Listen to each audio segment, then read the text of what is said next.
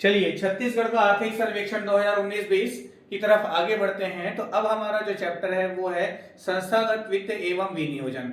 संस्थागत वित्त एवं विनियोजन के अंतर्गत सामाजिक एवं आर्थिक, तो इसमें एक शब्द है सामाजिक एवं आर्थिक विकास के लिए वित्तीय समावेशन का कार्य किया जाता है। इसके माध्यम से बैंकिंग व्यवस्था को सुदृढ़ किया जाता है, नए रोजगार के अवसर जो है वो उत्पन्न किए जाते हैं। तो यहाँ पर एक शब्द का प्रयोग मैंने किया, वो है वित्तीय समावेशन। तो वित्तीय समावेशन के बारे में ध्यान रखेंगे, जैसे कि आप मान लो आने वाले समय में मुख्य परीक्षा वगैरह में शामिल होते हैं तो वहां पे प्रश्न बनता है वित्तीय समावेशन से आप क्या समझते हैं, वित्तीय समावेशन के अंतर्गत कौन कौन से कार्य किए जाते हैं। तो ध्यान दीजिएगा, जो नोट्स मैंने आप लोगों को अवेलेबल कराया है पीडीएफ में, उसमें इसका जो आंसर है वो आपको रिटर्न लिखा हुआ मिलेगा। ठीक है, तो वित्तीय समावेशन के अंतर्गत कौन कौन से कार्य, वित्तीय समावेशन के अंतर्गत क्या होता है, क्या किया जाता है। तो इसमें सबसे पहले देखिएगा, जितनी भी वित्तीय सेवाएं हैं जैसे कि ऋण लेना देना, बचत, बीमा, भुगतान, इन सभी को क्या है एक ही काउंटर पे मिक्स किया जाता है। जैसे कि उदाहरण ले ले बैंक में आप ऋण ले सकते हो, ठीक है, वहां पे आप बचत खाता अमाउंट अपनी जो कमाई है इनकम है उसको आप बचत कर सकते हो, वहां से आप भुगतान कर सकते हो। तो ऐसी बहुत सारी सुविधाएं आपको एक काउंटर में मिलती है। गुणवत्तापूर्ण, सुविधाजनक, सस्ती, उपयुक्त, ग्राहक सुरक्षा को सुनिश्चित करने वाली सेवा। तो निश्चित तौर पे ग्राहक की सेफ्टी, मतलब कि उनके पैसे की जो सेफ्टी है इसका निर्धारण जो है बैंकिंग प्रणाली स्वतः करती है। ग्राहकों को वित्तीय प्रबंधन के बारे में सूचित करना और उनकी वित्तीय क्षमता का विकास करना। निश्चित तौर पर बैंकों के माध्यम से और गवर्नमेंट और कई योजनाओं के माध्यम से ज्यादा से ज्यादा लोगों को वित्तीय मैनेजमेंट, फाइनेंशियल मैनेजमेंट को लेकर के बैंक में खाता वगैरह खुलाना, तो ये सब कार्य करते रहती है। प्रधानमंत्री जन धन योजना जो है इसका एक प्रत्यक्ष उदाहरण है। उसके अलावा फिर जैसे बैंक से आपने लोन लिया, लोन लेकर के बिजनेस शुरू किया, फिर आप प्रॉफिट लेते गए, आप स्टेबल हो गए, तो ऐसी सारी फैसिलिटीज जो है हमको बैंकों से मिलती है। सभी को वित्तीय सेवाओं का समान अवसर प्रदान करना, तो जिसके पास कम कमाई है वो भी, जिसके पास ज्यादा कमाई है वो भी, सभी को बैंकिंग सेवाओं का लाभ मिलता है। और उसके अलावा विविध एवं प्रतिस्पर्धी बाजार के माध्यम से सेवा प्रदाताओं की श्रृंखला उपलब्ध कराना, है ना। तो कई सारे सीरीज आ जाते हैं, कई सारे लोगों को कई कंपटीशन आता है, कंपटीशन की वजह से डेवलपमेंट होता है। स्पष्ट वित्तीय नियामक ढांचा उपलब्ध कराना, तो फाइनेंशियल मैनेजमेंट के लिए पूरा सिस्टम रेडी करना। तो ये सारी चीजों को डेवलप किया जाता है किसके अंतर्गत, वित्तीय समावेशन के अंतर्गत। तो इसको एक्सप्लेन करने में मैं बहुत ज्यादा टाइम नहीं ले रहा हूं। ध्यान रखिएगा वित्तीय समावेशन के अंतर्गत क्या शामिल है। तो जो यूनाइटेड स्टेट अमेरिका में जो रिपोर्ट प्रकाशित हुई उसके अनुसार मैं आपको बता रहा हूं, ठीक है। तो जो बातें मैंने आपको बताई ये सभी वित्तीय समावेशन के अंतर्गत शामिल है। फिर आपसे पूछा जाए कि भारत में वित्तीय समावेशन के अंतर्गत कौन कौन से कार्य किए गए, तो भारत में वित्तीय समावेशन के अंतर्गत बैंकों का राष्ट्रीयकरण किया गया, बैंकों की शाखाओं का विस्तार किया गया, लीड बैंक योजना लाई गई, व्यापार संवाददाता मॉडल बनाया गया, मोबाइल बैंकिंग का विस्तार किया गया, आधार नंबर को बैंक खातों से लिंक किया गया, और केवाईसी, केवाईसी, इलेक्ट्रॉनिक केवाईसी जैसी सुविधाएं प्रदान की गई। तो वित्तीय समावेशन के अंतर्गत ये सभी कार्य भारत में किए गए हैं, है ना भाई। तो अब देखते हैं बैंकिंग क्षेत्र में हम आ जाए, तो इस चैप्टर में मुख्य रूप से हम बैंक और सहकारिता के ऊपर चर्चा करेंगे।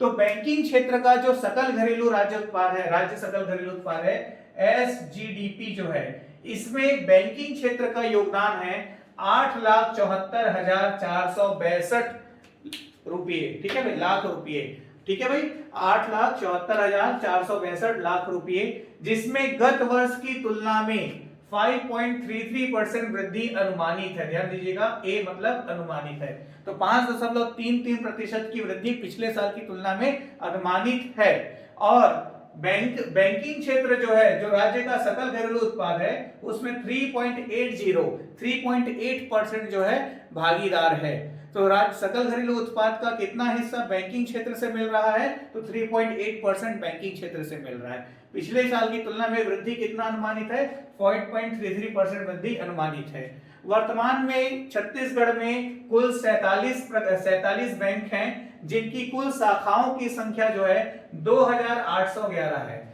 तो बैंक की कुल कितने शाखाएं हैं स्टेट में वर्तमान में? 2811। और मार्च 2019 की डेट पे ये सारा डेटा है। एटीएम की संख्या कितनी है जहां से आप मनी विड्रॉल करते हो? 3221 एटीएम है हमारे राज्य में मार्च 2019 की स्थिति में। अब देखिएगा इस क्षेत्र में जो मुख्य रूप से जो योजनाएं रही उसके ऊपर भी हमको चर्चा करना है। तो यहां इन सभी जगह से प्रश्न बनते हैं, ठीक है। तो देखिएगा प्रधानमंत्री जन धन योजना, सबसे पहला महत्वपूर्ण प्रश्न जो पहले कई बार परीक्षाओं में पूछा जा चुका है, इसका प्रारंभ कब हुआ? तो 28 अगस्त 2014 के लिए। इसके अंतर्गत कौन से व्यक्ति पात्र हैं? तो वो सभी व्यक्ति पात्र हैं जिनकी आयु 10 वर्ष से ऊपर है। जिनकी आयु 10 वर्ष से ऊपर है वो सभी व्यक्ति इस योजना के पात्र हैं। और इसके अंतर्गत जीरो राशि में, शून्य राशि में बैंक खाता खोलते हैं, मतलब कि जीरो अमाउंट में आपका बैंक खाता खुलवाया जाता है। आ रही बात समझ में? अभी तक आपका 1.40 करोड़ बैंक खाते प्रधानमंत्री जन धन योजना के अंतर्गत खोले जा चुके हैं। 1,40,00,000 बैंक खाते प्रधानमंत्री जन धन योजना के अंतर्गत राज्य में खोले जा चुके हैं, है ना भाई। जिसमें से 83% जो है सक्रिय है, 83% जो बैंक खाते हैं वो सक्रिय हैं जिसमें लेन देन हो रहा है। और 78% जो बैंक खाते हैं वो आधार कार्ड से लिंक हो चुके हैं, आधार कार्ड से लिंक है, मतलब कि वेरीफाइड है 78%। तो ये सारा जितना मैंने आपको बताया सर, सबका सब अपने आप में एक एक क्वेश्चन है। सेकंड में देखिएगा प्रधानमंत्री जीवन ज्योति बीमा योजना, जीवन ज्योति योजना। तो प्रधानमंत्री जीवन ज्योति योजना का प्रारंभ हुआ है 9 मई 2015। तो यहाँ पे देखिएगा ये जो तीनों योजनाएं हैं इसका प्रारंभ हुआ है 9 मई 2015। तो यहाँ पे एक इंपॉर्टेंट क्वेश्चन बनता है कि इनमें से किस योजना का प्रारंभ 9 मई 2015 को नहीं है? तो ये चारों को लिख देगा तो इसका नहीं है उदाहरण के लिए, ये हमको देखना है। तो 9 मई 2015 को प्रारंभ हुआ। इसके लिए पात्र कौन है? तो 18 से 50 वर्ष की आयु का व्यक्ति जो है इसके लिए पात्र है। अब इसको भी एग्जाम में पूछा जा चुका है कि प्रधानमंत्री जीवन ज्योति योजना के संबंध में इनमें से कौन सा एक सही है करके। तो जो स्टेटमेंट दिए थे उसमें 18 से 50 वर्ष वाला जो आयु था वो सही था। इसके अंतर्गत 330 रुपए के वार्षिक प्रीमियम राशि में जो भी नामित व्यक्ति होगा उसको 2 लाख रुपए का बीमा जो है दिया जाता है। 2 लाख रुपए का जो अमाउंट है वो दिया जाता है। 330 रुपए के वार्षिक प्रीमियम में जिसको भी आप नॉमिनेट करेंगे उसको 2 लाख रुपए मिलेगा मृत्यु होने पर। यह है आपका प्रधानमंत्री जीवन ज्योति योजना। वर्तमान में इससे लाभान्वित होने वाले लाभार्थी की संख्या कितनी है? तो 10.69 लाख, 10.69 लाख लाभार्थी जो है ये उनकी संख्या है वर्तमान में। आगे देखिए प्रधानमंत्री सुरक्षा बीमा योजना। तो इसका भी प्रारंभ 9 मई 2015 को हुआ है। इसमें देखिएगा पात्रता के लिए आयु है 18 से 70 वर्ष के बीच। और इसके अंतर्गत 12 रुपए का वार्षिक प्रीमियम, 12 रुपए का वार्षिक प्रीमियम जो है सबमिट करवाया गया है। और इसके अंतर्गत मृत्यु या स्थायी विकलांगता की स्थिति में नामित व्यक्ति को 2 लाख रुपए दिए जाते हैं, या आंशिक विकलांगता की स्थिति में 1 लाख रुपए तक की अधिकतम राशि जो है इस योजना के अंतर्गत दी जाती है। वर्तमान में 42.73 लाख लाभार्थी प्रधानमंत्री सुरक्षा बीमा योजना का लाभ ले रहे हैं। अटल पेंशन योजना 9 मई 2015 को प्रारंभ, और इसमें लिमिटेशन है 18 से 40 वर्ष। तो अटल पेंशन योजना काफी लाभकारी रही किनके लिए? वो व्यक्ति जो गवर्नमेंट सर्विस में नहीं है। तो सपोज दैट आप गवर्नमेंट सर्विस वगैरह में नहीं है और आप चाहते हैं कि 60 साल की आयु के बाद आपको भी पेंशन मिले, तो अटल पेंशन योजना का लाभ लेते हुए इसमें आप अप्लाई कर सकते हैं। इसके अंतर्गत क्या होगा? तो इसके अंतर्गत जो है 1000 से 5000 तक का जो है आप अपना अमाउंट डिसाइड कर सकते हैं कितना आपको सबमिट करना है। और 20 वर्ष तक आप जो है लगातार हर महीने इसमें राशि जमा करेंगे। इस योजना के अंतर्गत 20 वर्ष तक लगातार हर महीने आप राशि जमा करेंगे और जब आपकी आयु 60 वर्ष हो जाएगी तो 60 वर्ष की आयु के बाद आपको पेंशन का लाभ मिलने लगेगा, मतलब आपको पेंशन मिलने लगेगा, है ना भाई। वर्तमान में 1.88 लाख जो है इसके हितग्राही हैं। तो अटल पेंशन योजना के संबंध में जितनी बातें मैंने आपको बताई वो आपको मेमोराइज करना है, याद करना है। सुकन्या समृद्धि योजना बालिकाओं के लिए, उन लोगों के लिए जिनके पास 2 बेटियां हैं, 1 बेटिया है, उनके लिए योजना बहुत अच्छा रहा। कैसे? 22 जनवरी 2010 को इसका प्रारंभ हुआ है, 22 जनवरी 2010 को इसका प्रारंभ हुआ है। तो इसके अंतर्गत देखिएगा आपका बालिका की जो आयु है वो 10 वर्ष से कम होनी चाहिए। तो यदि और एक इस योजना का लाभ एक परिवार से अधिकतम 2 लड़कियों को मिल सकता है। कितने? अधिकतम 2 लड़कियां ही इस योजना का लाभ, 2 लड़कियों को ही इस योजना का लाभ मिल सकता है। तो इसके अंतर्गत क्या होता है, बैंक अकाउंट कन्या के नाम से खोले जाते हैं और आप जो है 250 रुपए से 1.5 लाख रुपए तक का वार्षिक अमाउंट सबमिट करने का आप डिसाइड कर सकते हो। जो अमाउंट आप सबमिट करोगे उसको जो उसके ऊपर गवर्नमेंट जो है 7.6% के हिसाब से ब्याज देती है। तो ब्याज की दर कितनी है? 7.6%। कब से पूछा जाए तो अप्रैल 2020 से। तो अप्रैल 2020 से ब्याज की दर कितनी है? 7.6%। उसके बाद क्या है, आपका अधिकतम जो है 14 साल तक इस अमाउंट को सबमिट किया जा सकता है। 14 साल तक अमाउंट सबमिट किया जा सकता है हर महीने। और फिर जब आप बालिका जो है, जब कन्या जो है 18 वर्ष की उम्र की हो जाए, तो नॉर्मली ऐसा होता है कि 12वीं पास होने के बाद आगे स्टडीज के लिए हमको काफी पैसे की जरूरत होती है। तो 18 वर्ष की आयु पूर्ण होने पर शिक्षा के लिए जो जमा किया हुआ राशि है उसका 50% निकाला जा सकता है। तो इसमें ये बेनिफिट होता है कि जैसे 500 रुपए भी हर महीने जमा कर रहे हैं तो 12th के बाद 18 वर्ष की जब आयु हुई तो एक बड़ा अमाउंट आपको एजुकेशन के लिए मिल जाएगा। तो ये बेनिफिट है। या तो फिर इसकी मैच्योरिटी कब होती है? तो 21 वर्ष की आयु। तो जब कन्या की आयु 21 वर्ष की हो जाती है तो शादी वगैरह की जरूरत के लिए इस मैच्योरिटी को तुड़वाया जा सकता है, अमाउंट को बाहर निकाला जा सकता है। तो इसमें अच्छा खासा बेनिफिट होता है। गवर्नमेंट जो फैसिलिटीज और जो सब्सिडी प्रोवाइड करती है उसकी वजह से अमाउंट काफी इंक्रीज होकर के आता है। मुद्रा योजना, MUDRA, micro unit development refinance agency. तो इसमें ध्यान दीजिएगा 8 अप्रैल 2015 को इसका प्रारंभ हुआ है। इसके अंतर्गत सूक्ष्म एवं लघु व्यवसाय के लिए लोन दिया जाता है, कर्जा दिया जाता है। 3 कैटेगरी में दिया जाता है। शिशु कैटेगरी में 0 से 50,000 रुपए तक का कर्जा दिया जाता है। किशोर कैटेगरी में 50,000 से 5 लाख तक दिया जाता है और तरुण कैटेगरी में 5 लाख से 10 लाख तक का ऋण दिया जाता है। पूछा जा चुका है एग्जाम में कई बार। फिर आइए रुपे कार्ड। तो रुपे कार्ड जो है ये एक घरेलू स्वतंत्र बहुपक्षीय भुगतान प्रणाली है। रुपे कार्ड आप में से भी कई लोगों के पास ये होगा। इसको जो है भारत के राष्ट्रपति ने 8 मई 2014 को समर्पित किया देश को। तो इसका प्रारंभ कब हुआ है? 8 मई 2014। किसने समर्पित किया? राष्ट्रपति ने समर्पित किया। वर्तमान में इससे लाभ लेने वाले जो हैं, वर्तमान में 98.44 लाख रुपए कार्ड जारी किए जा चुके हैं। ध्यान दीजिएगा। डीबीटी या डीबीटीएल प्रत्यक्ष लाभ हस्तांतरण। तो एलपीजी को हटा करके बाकी सेक्टर्स में जो है वो डीबीटी है। जैसे कि अभी तो जो चावल वगैरह में भी सब्सिडी मिलती थी, तो अब क्या है, अमाउंट सीधा डीबीटी मतलब डायरेक्ट बेनिफिट ट्रांसफर।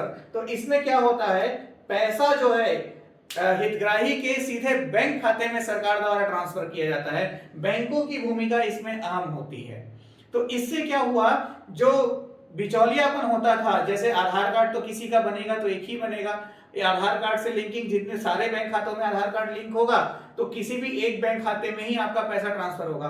तो इसमें क्या हुआ फायदा कि अतिरिक्त रूप से सरकार का जो लोड था वो कम हो गया। मतलब कि पहले क्या होता था, एक ही व्यक्ति कई प्रकार से सरकार की योजनाओं का लाभ ले लेता था, तो अब ऐसा संभव नहीं है। तो ये बेनिफिट हुआ। इसके अंतर्गत निम्न चरणों में कार्य किया गया।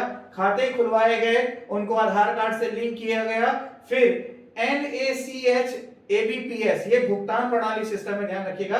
तो आधार कार्ड बेस्ड भुगतान प्रणाली का उपयोग करते हुए बैंकिंग ढांचे का सुदृढ़ीकरण करते हुए इसके माध्यम से लोगों को लाभ प्रदान किया गया।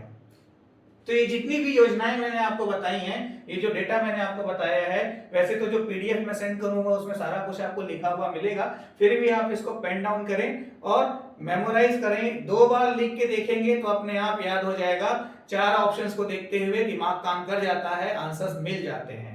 अब कुछ इंपॉर्टेंट सेक्टर्स में वन लाइनर हम बात करें इसी फील्ड में, तो देखिएगा ग्रामीण एवं कृषि विकास के लिए नाबार्ड द्वारा, है ना भाई, तो ग्रामीण एवं कृषि विकास के लिए जो नाबार्ड द्वारा जो राशि वगैरह दी जाती है, तो छत्तीसगढ़ सरकार द्वारा राज्य के विकास के लिए नरवा, गरवा, घुरवा, बाड़ी छत्तीसगढ़ के 4 संगवारी ऐसा करके क्या बोलना चाहिए वक्तव्य दिया हुआ है, कहा गया है ऐसा। तो नरवा मतलब नदी नाले का पानी, है ना भाई, नरवा मतलब नदी नाले का पानी, गरवा मतलब गाय, घुरवा मतलब गाय के मल से बना हुआ खाद, जैसे भी गोबर धन योजना प्रारंभ हुई है छत्तीसगढ़ में, और बाड़ी मतलब किसान। तो इनको मिला, इनके माध्यम से राज्य के विकास करने की योजना जो है बनाई गई है, ऐसा विचार अभी रखा गया है इस बार। राष्ट्रीय जलवायु परिवर्तन, तो राष्ट्रीय जलवायु परिवर्तन के लिए क्रियान्वयन संस्थान कौन सा है, तो नाबार्ड है। तो भारत में राष्ट्रीय जलवायु परिवर्तन का क्रियान्वयन किसके द्वारा किया जा रहा है, नाबार्ड के द्वारा किया जा रहा है। और छत्तीसगढ़ के महानदी क्षेत्र में, तो इसमें धमतरी, बलौदा बाजार और महासमुंद, ये 3 जिले जो हैं शामिल हैं। तो जिलों की संख्या कितनी, 3, उसको भी ध्यान रखिएगा। कौन कौन से जिले, धमतरी, बलौदा बाजार और महासमुंद, ये 3 जिले जो है इसमें शामिल है। आदिवासी विकास निधि के अंतर्गत राज्य के 19 जिले में 81 बाड़ी विकास परियोजनाएं संचालित है। 19 जिले, 81 बाड़ी विकास परियोजना, दोनों महत्वपूर्ण है, ध्यान रखिएगा, पूछा जा चुका है पहले के एग्जाम में। वाटरशेड विकास योजना के अंतर्गत राज्य के 19 जिले में 63 वाटरशेड परियोजना जो है कार्यरत हैं, कार्य कर रहे हैं अभी। और ई शक्ति कार्यक्रम के अंतर्गत क्या किया जाता है, तो स्व सहायता समूह का डिजिटाइजेशन किया जाता है। ई शक्ति कार्यक्रम के अंतर्गत स्व सहायता समूहों का डिजिटाइजेशन किया जाता है। ये कब प्रारंभ हुआ है, तो 15 मार्च 2015 को प्रारंभ हुआ है। ई शक्ति कार्यक्रम कब प्रारंभ हुआ है, 15 मार्च 2015 को प्रारंभ हुआ है। पहले स्तर में राज्य के 4 जिलों में इसको संचालित किया गया। कहां, राजनांदगांव, दुर्ग, महासमुंद और बिलासपुर। ध्यान रखिएगा, जिलों का नाम याद होना चाहिए। राजनांदगांव, दुर्ग, महासमुंद और बिलासपुर, इन 4 जिलों में इसको पहले चलाया गया पायलट प्रोजेक्ट के रूप में, और सफल होने पर इसको विस्तार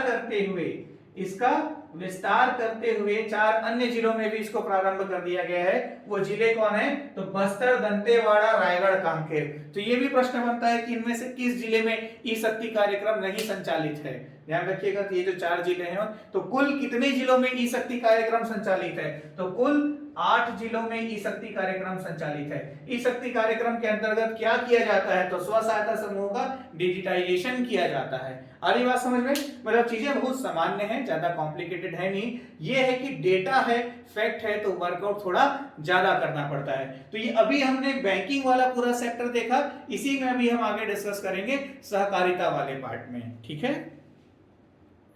चलिए आगे बढ़ते हैं। तो सहकारिता के अंतर्गत देखेंगे कृषक क्लब। तो राज्य में कृषक क्लब और कृषक उत्पादक संगठन का गठन किया गया है, कृषि क्षेत्र के विपणन वगैरह इन सभी कार्य को करवाने के लिए, सौंपने के लिए।